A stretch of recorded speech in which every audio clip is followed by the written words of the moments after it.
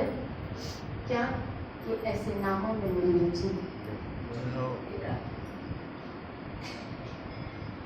अनंत शक्ति समाई हुई है आपके नामों में, लेकिन दुर्भाग्य है हमारे ऐसे नामों में हमारी रुचि। प्रेम नहीं रुचि ही हो जाए। श्री राधे बोले। लेकिन कई लोग ऐसे कहते हैं हमारा मन भजन में, तो सोचो अगर यहाँ नहीं लगता तो कहाँ कहाँ लगता है? कहीं तो मन लग रहा है, तो यहाँ नहीं लग रहा है तो मतलब कहाँ कहाँ लग रहा है। और जहां जहां लग रहा है, जहां जहां लग रहा है,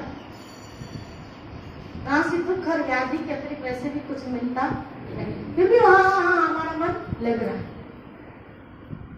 और जहां जहां लगना चाहिए, जहां लगना चाहिए, कितनी दुर्भाग्य। महाप्रभु ने कहा समझ भागवत में जब गोपियां श्री कृष्ण के पास आ रही है तो कृष्ण ने एक शब्द यूज किया, गीता में भी इसका वर्णन आता है। कैसे बोलते एक बार पहले कैसे भागवत में जब गोपियां आ रही है कृष्ण के पास रास पंचमी के लिए है श्लोक, जिसमें जब गोपियां आती तब कृष्ण एक शब्द यूज करते हैं, आपने भी श्रवण किया होगा, सुना होगा, पढ़ा होगा, हे महाभागवती गोपियों। सुना पढ़ा है? जब गोपियां कृष्ण के पास आई तो शब्द आया महाभाग्य, तुम्हारे महाभाग्य। क्यों महाभाग्य? क्योंकि ये गोपियां श्री कृष्ण की तरफ चले। इसका मतलब है जो श्री कृष्ण तरफ पांव चल पड़े, जो श्री कृष्ण तरफ चल पड़ा वो महाभाग्य। गीता में कृष्ण ने कहा इस बात को, एक शिप्रम भवति धर्मात्मा, वो तुरंत धर्मात्मा बन जाता है जो मेरी शरण आता है। श्री राधे। अब देखिए कृष्ण भक्ति नगण्य जीरो जैसे व्यक्ति को भी कितना महान करती है, कितना उच्च करती है, कितना ग्रेट कर देती है, कितना। मुझे एक शाह का शेर है, उसने अर्थ बता रही कि मैं नगण्य, मुझे कौन जानता था, ये भजन भी आया है, मुझे कौन जानता था तेरी मंजिल।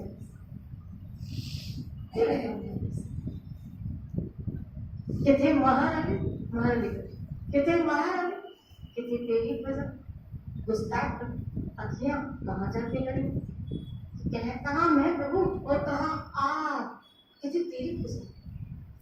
लेकिन मेरी गुस्ताखी देखो, हमारी गुस्ताखी देखो कि मेरी आपकी श्री बोले अनंत अनंत अनंत अनंत जाओ, उसकी जो महिमा है अनंत, सर्वशक्तिमान उसके मुकाबले, सर्वशक्तिमान।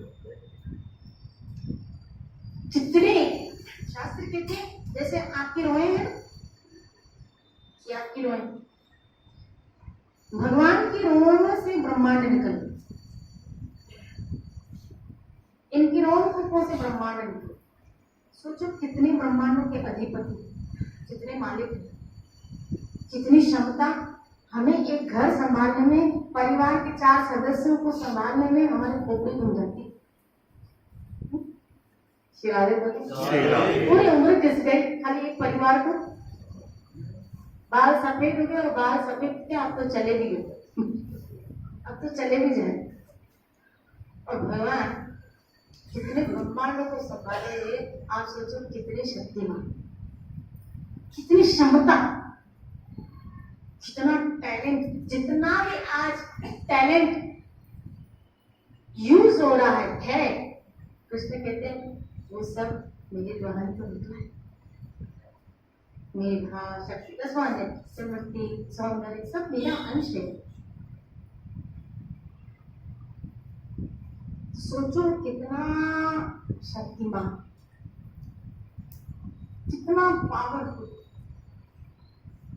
कहाँ हमारी औकात, जहाँ हमारे घर में भी नहीं चलती, हमारे अपने शरीर में भी नहीं चलती है, और हमें उसकी आराधना, उसका भजन, उसका होने का सौभाग्य इस जीवन में मिल रहा है। उसके पास जाने का, उसकी भक्ति करने का सौभाग्य कहाँ मेल है? उसका और हमारा कहाँ मेल है? भाई यहाँ भी जब किसी लड़की के लिए लड़का है, किसी लड़के के लिए लड़की होते हो तो बोलते ना जोड़ा बनना चाहिए। इसे कहते हैं जोड़ा बनना चाहिए, और जोड़ा बनता है तो रिश्ता तय होता है। यहाँ वहां का तो कहाँ जोड़ा बन रहा है बताओ? कोई जोड़ा नहीं बन रहा है। श्री राधे बोले पति आपका हम धनवान है उससे बढ़कर नहीं हो, आपका हम सुंदर है उससे बढ़कर नहीं हो, आपका बलशाली लेकिन उससे बढ़कर नहीं हो, कोई जोड़ा नहीं बन रहा है। और उसकी शक्ति का था नहीं। एक समुद्र की खाली गहराई देखो तो पता चले उसकी क्षमता कैसी है। एक नभ का उसकी गहराई देखो, उसकी ऊंचाई देखो, उसकी विराटता देखो तो पता चले क्या उसकी शक्ति का कोई अंदाजा लगा ही नहीं सकता। हमारी और उसकी तो कोई बराबरी राधे रंग बोले बराबरी। फिर भी कृष्ण ने कहा, हालांकि कोई बराबरी नहीं है, फिर भी गीता में कृष्ण ने कहा आ जाओ मैं तुम्हें अपनाने के लिए तैयार, मैं तुम्हें अपना बनाने के लिए तैयार हूं, मैं जोड़ी बनाऊंगा, मैं तुम्हें धर्मात्मा बनाऊंगा, मैं तुम्हें महान करूंगा। इसीलिए महान से जब पतित जीव भी जुड़ता है तो वो महान बन जाता है। आप देखिए हरिदास महाराज के पास जो वैश्या आती है, जिस तरह हरिदास महाराज ने नाम देके भजन करके उसको महान करते, महान व्यक्ति के पास कोई तुच्छ भी आता है जो महान बन जाता है। इसी तरह हम भले तुच्छ हो, नगण्य हो, लेकिन उससे बढ़कर कोई महान नहीं है, उससे जुड़ जाओगे तो महान हो जाओगे, उससे जुड़ जाओगे तो महान बन। जैसे यहाँ पे कोई समाज में हमारा नाम हो, इस नाम को कायम करने के लिए, इज्जत फेमस को कायम करने के लिए हम कुछ भी कभी भी करते हैं, कभी कभी तो पूरी जिंदगी भी लगा देते हैं। क्या क्या नहीं करते, क्या हमारा नाम बना, हमारी इज्जत बनी रहे। बोलो हमारी इज्जत समाज में, हमारी इज्जत बनी रहे, हमारी इज्जत बनी रहे। तो वास्तव में इज्जत बनी रहे, बना के रखना चाहते हो ना तो कृष्ण से जुड़ जाओ, क्योंकि जिसने ठाकुर से जुड़ गया ना उसकी जन्म जन्म तक इज्जत बनी रहती है। मरकर भी मरना। श्री राधे बोले जिन लोगों के बीच में भी आप अपनी इज्जत बना के रखना चाहते हो ना, ठाकुर से जुड़ जाओ। ये किसको अगर महान करना चाहे ना तो कोई उसकी इज्जत। श्री राधे बोले लेकिन खाली उससे प्रीत हो जाए, उसकी बन जाओ, उसकी तरफ लग जाओ, ये ना हुआ कोई बात नहीं, उसको अपना मानता लो, उसकी बन जाओ, उसकी बन जाओ, उसकी उसका होके अपने जीवन को बिताए उसके और आप हम सब वास्तव में तो उसी के, बोलो उसी के ही तो हैं, हम हैं भी तो उसी के ही। लेकिन आज भूल भुलैया में आके खाली इसका हूँ, इसकी हूँ, उसका हूँ, उसकी हूँ, ये मान लिया। वो तो उसी की मान लिया इसका। ये सब रिश्ते कैसे बता माने हुए? ये रिश्ते कैसे? हम पैदा हुए, हमारी जो जिसने जननी ने जन्म दिया उसने कहा सिखाया, बोल मम्मी, माँ बोल, मम्मी बोल, मैं तेरी कौन हूँ? माँ। ये तेरे कौन है? पप्पा। ये कौन है? दादी बोल। देखो रिश्ते कैसे बन गए। श्री राधे बोले 20 वर्ष के हुए, कहा ये तेरा होने वाला पति, ये तेरी होने वाली। 20 वर्ष पहले था, 20 वर्ष पहले था, बनाया है। किसको साक्षी रखी? अग्नि को साक्षी रखी। बड़ों ने उस रिश्ते को तय किया, मान लिया हमने, ये मेरा, हमने भी मान लिया ये मेरी। बनाया गया था नहीं, बनाया गया। तो जो बनता है इस जगत का नियम बनते हैं यहाँ नहीं सुना, मिलते हैं, खिलते हैं, गोले खिलते बिखर। श्री राधे बिखर नहीं रहता हमेशा। यहाँ बनाया गया तो बिगड़ेगा, यानी छूटेगा। जो बना है वो बिगड़ेगा भी। मिलन है तो बिछड़ना भी है। इसलिए जो आज हमें मिले एक दिन हमसे बिछड़ेंगे, जो आज बने हैं वो बिगड़ेंगे भी। लेकिन गीता में कृष्ण कहते हैं, ये अर्जुन तू और मैं कल भी थे, आज भी और आगे भी रहेंगे। जो रिश्ता नित्य है, समझ रहा, जो रिश्ता नित्य है उसको आज हम भूल गए, और जो बनाए गए हैं उसको हम पकड़ के बैठे, सत्य मान लिया है। जो नित्य है उसको आज भूल के बैठे। आपका और कृष्ण का रिश्ता नित्य है, आज हम उस रिश्ते को बिल्कुल भूल गए, और जो बनाए गए ना संसार के द्वारा उसी को अपना मान लिया, और उसी में अपना जीवन बिता दिया। यही जीव की मूर्खता है, अज्ञानता है। शिराधे बोले। और इसकी देखो देखो ना बड़ी बेटम ना, पूरी उम्र उसकी इस अज्ञानता में निकल जाती है। इस बीच कोई जैसे व्यक्ति को किसी को नींद में चलने की आदत होती है, बोलने की आदत होती है, तो उससे सुबह पूछो ना तो रात को नींद में ऐसे बोलते थे, बोला नहीं मैं नहीं बोल रहा था, बोला तुम चल रहे थे, फिर हमने तुमको पकड़ के सुराया, या फिर उसको कोई झंझोड़े। इसी तरह अज्ञानता की नींद में हम भी इस भोगमय संसार में, मृत्युमय संसार में चले जा रहे। कहाँ चले जा रहे? मरने के लिए। कहाँ चले जा रहे? मरने के लिए, क्योंकि ये इसका एंड, अंत का हुआ मृत्यु। हम सब चले जा रहे हैं, समय की दौड़ हमको ढकेल रही है, कहाँ? मौत की तरफ। इससे पहले मौत के खड्डे में गिर जाए तो ऐसी मौत मरे कि वो मौत हमको गोलोक तक लेके जाए, परिणाम तक लेके जाए, खड्डे में न जाए, फिर जन्म मृत्यु के लिए। शिराधे बोले। अब ऐसा जीवन जिए जा रहे हैं, जिए जा रहे हैं, जिए जा रहे हैं। कौन सा? वही किस्सा पिताजी ने खाया पिया, बच्चे पैदा किए, मर गए। वही नौकरी धंधों में चले गए, वही घर गृहस्थी के कार्य में उलझ गए। ये उलझते उलझते उलझते जीवन के अनमोल समय, जीवन की सारी ऊर्जा उसी में हमारे निकल जाती। अनमोल समय उसी में निकल गया, हमारी ऊर्जा निकल गई, और जब हमारी शरीर की क्षमता, ऊर्जा, अनमोल समय निकल गया, तभी संसार ने हमको एक कोने में नहीं दिया। क्या अब तुम हमारे काम के नहीं हो? शिराधे बोले। वृत्तियां देखो फिर भी हमारे मन की, वृत्तियां देखो फिर भी हमारे मन की, हमारा मन फिर भी उन्हीं असत्यमय रिश्तों के पीछे भागता है, उस सत्य में प्रभु की तरफ भागता है। फिर भी वहां भागता है। ठाकुर के लिए सोच कहाँ आती है? नसीब वाले वो जो ईश्वर की तरफ। शिराधे बोले। कल की एक घटना हुई, मैं तो बताऊं, समोसे हम एयरपोर्ट पे थे, तो किसी भक्त ने हमको बहुत सारे साथ में जो समोसे दिए,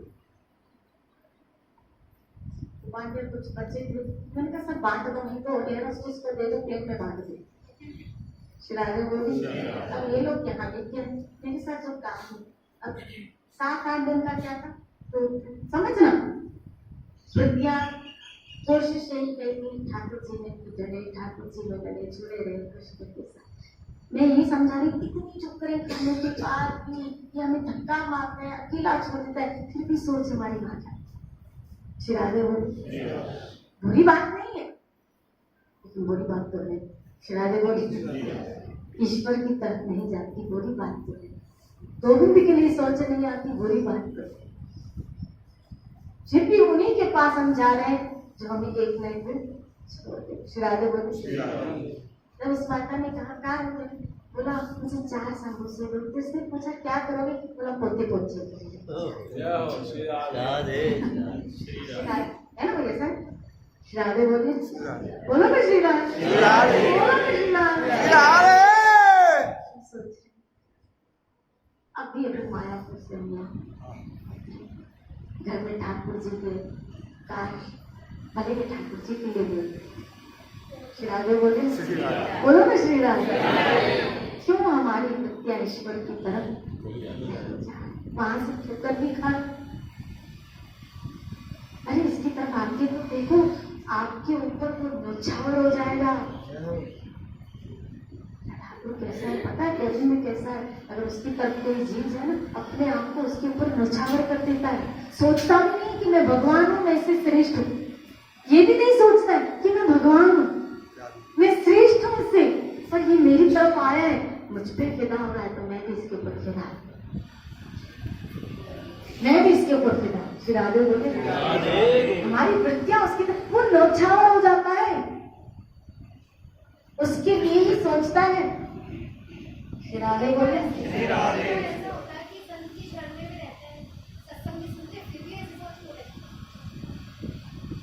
उसको देखा है कॉकरोच को, देखा आप उसको कितना ही बाहर, कितना ही बाहर, फिर कहाँ जाएगा? सुअर को देखो, देखा तो अपनी जयपुर में, भले आप उसको कितनी अच्छी जगह रखो, लेकिन फिर भी जब कीचड़ देखेगा तो नहीं। कि चित्त जो जन्म जन्मांतर से मोह, निद्रा, अज्ञान, भोग, वासनाएं घड़ी पड़ी, क्या बोल रहे, घड़ी पड़ी, घनी है, और इतनी घनी है, इसीलिए हमें दृढ़ता और कट्टरता संतों का संग, बड़ी दृढ़ता के साथ, ताकि हम इन वास्तवों को समुद्र जड़ से निकाल सके। क्योंकि जब तक ये चीज जड़ से नहीं निकलेगी ना, तब तक कॉकरोच की तरफ फिर हम भले कितनी भी धक्के खाएंगे, कितनी भी बातें सुनेंगे, फिर भोगों की तरफ हमारी वृत्तियां होती की। बात है आसक्ति जब ईश्वर में जुड़े ना, अभी तो मजा आता है, जब रस आए, मजा और रस में बड़ा अंतर है। मजा इंद्रियों को आ रहा है, रस मन को आ रहा है। तो जब इंद्रियों को मजा आता है, वही मजा जब संसार से आता है तो फिर वो वहां भागता है। लेकिन रस जब ईश्वर में आ गया तो आपका संसार की तरफ पर मन नहीं जाएगा। तो अभी मजा आ रहा है, क्या बोला, मजा आ रहा है, लेकिन रस का प्रवेश अभी तक नहीं हुआ। जिस दिन रस, भजन में रस आए, सत्संग में रस आए, ईश्वर कथा सुनने में रस आए, भक्ति करने में रस आए, उसकी सेवा में रस आए, तब आपकी बात बनेगी, तब हमारी बात बनेगी। श्री राधे बोले। इसके लिए महाप्रभु चैतन्य ने सनातन गोस्वामी महाराज को समझाया चैतन्य चरितामृत, क्या पहली बात अपने गुरुजनों का दृढ़ता से संग। अपने जीवन में सबसे याद रखना, सबसे बड़ी हमारे जीवन में अपॉर्चुनिटी जो होती है, वो होता है गुरु का संग, संतों का संग। और वो अगर किसी को प्राप्त हो जाए इस जीवन में, तब तो वो इस कीचड़ से निकल पाए। लेकिन कभी कभी क्या होता है कि वासनाएं इतनी घड़ी होती है ना, तो ये संग सतत रखना बहुत जरूरी है।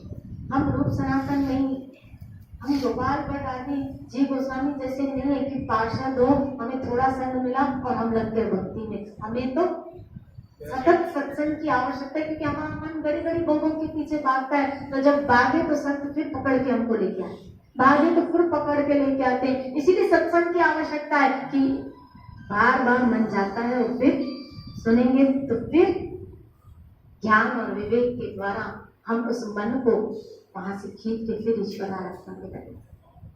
माया का कोई भरोसा नहीं है। अपने मन के ऊपर कभी भरोसा मत करना, कभी नहीं, यहाँ तक कि कहूँ मृत्यु की एंड घड़ी तक भी नहीं। तो अब तो बूढ़े हो गए ना, अब तो इंद्रियां नहीं चल रही है, लेकिन मन तो चल रहा है। श्री राधे बोली, इस मन का कभी भरोसा मत करना। जब भी जहां भी आपको आध्यात्मिकता से, सत्संग से, भजन से दूर करे, समझ लेना माया हमारी है। मुझे इससे सबसे क्या करे, डरना। प्रभु मुझे बचा लीजिए, अब की बारी बचा लीजिए। पहले भी व्यर्थ हुआ कई बार मेरा जीवन, मैं तोड़ नहीं पाया। बार ही बचा लीजिए, मुझे बचा लीजिए भाई, मैं नहीं जाना चाहता, मैं नहीं जाना चाहती, लेकिन मेरा मन जिसके अंदर छुपी भोग वासना है मुझे धकेल रही है, मुझे वहां खींच रही है। आपका नाम बदनाम होगा प्रभु, आपकी शरण में रह के क्या आपसे भी प्रबल ये मन है क्या? श्री राधे बोले, हे प्रभु आप तो सर्वशक्तिमान हैं, तो आप मुझे इस कीचड़ में गिरने से प्रार्थना कीजिए। प्रभु से अंतर आत्मा से जब जीव बचना चाहता है ना, तो उसके अंतर से प्रार्थनाएं निकलती है कि प्रभु मुझे बचा लीजिए, मैं नहीं जाना चाहता। लेकिन यहाँ तो मुसीबत है ना, हम जाना चाहते हैं। अब हम ही जाना चाहे, कोई अपने छाती से 10 किलो का पत्थर बांध के पानी में कूदना चाहे तो फिर कौन बचाए उसको? कौन बचाए उसको? श्री राधे बोले, हाँ, डूबता हुआ व्यक्ति बचने के लिए हाथ फैलाए कि मैं बचना चाहता हूँ, तो कोई व्यक्ति उसको निकाल के बचे। लेकिन कोई जान पूछ के, कई लोग ताल कर बोले, कौन बचा? श्री राधे बोले। इसी तरह पर माया में जान पूछ के जाना चाहते हैं, हमको तो क्या आ रहा है, बोलो ना, मजा आ रहा है पिज्जा खाने में,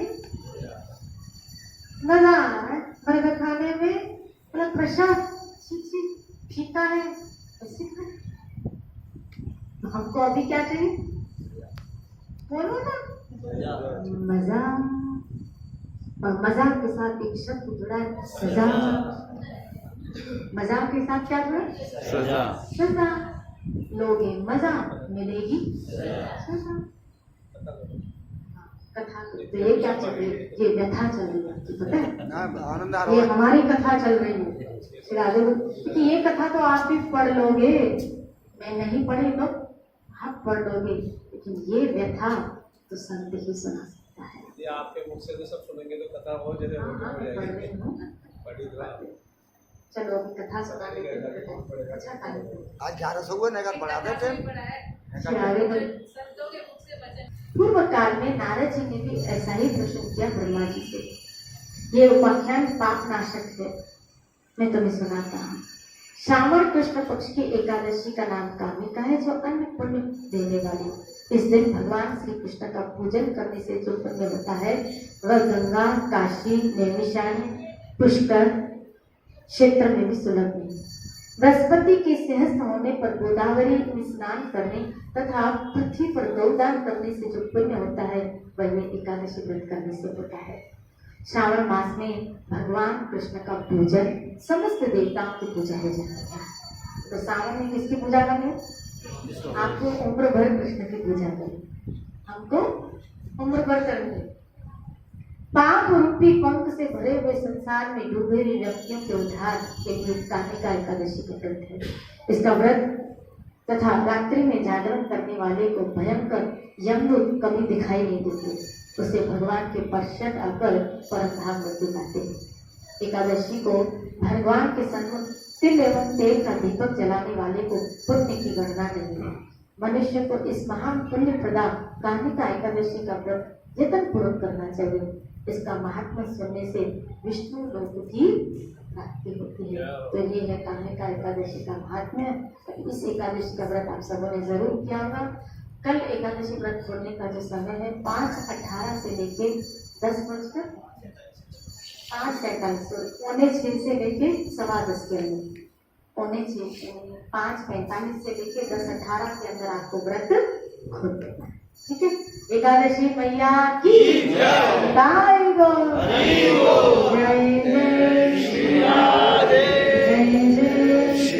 आप लोगों की वैष्णव की अधिक की कृपा से जगन्नाथ यात्रा और मायावती यात्रा